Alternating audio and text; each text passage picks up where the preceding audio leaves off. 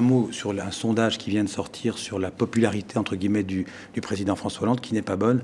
68% des Français se disent déçus par la politique menée par le président français. Et même à l'intérieur de son électorat, donc l'électorat qu'il a élu en mai 2012, il y a 44% de gens qui se disent déçus par l'action du président de la République. Quelle est votre réaction? Ma réaction, c'est que nous devons nous poser une question, et une seule, qui est celle du redressement du pays. Et nous devons le faire avec une méthode et une seule, la cohérence et la vérité. C'est-à-dire le refus de la démagogie, des outrances, des amalgames, dire des choses précises, essayer de faire en sorte, surtout, et ça me paraît essentiel, que l'on puisse dire aux Français ce qu'il y a après l'effort.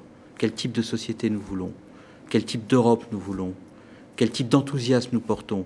Et c'est peut-être ce qui nous manque, c'est de dire aujourd'hui ce qu'il y a après l'effort. Il faut que nous soyons capables de montrer aux Français, de dire aux Français qu'après le redressement, qui implique, en raison de la profondeur de la crise, un effort que nous voulons juste, il y a une société dans laquelle il y a de la solidarité, qui a une ambition pour le développement, qui a une ambition pour sa jeunesse, qui a une politique industrielle. C'est cet après qu'il nous faut verbaliser si nous voulons rendre l'effort soutenable. En tout cas, c'est votre programme pour les 4 ans qui viennent.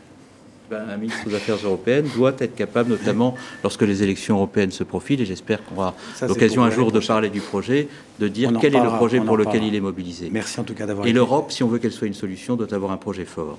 Merci d'avoir été l'invité international ce dimanche.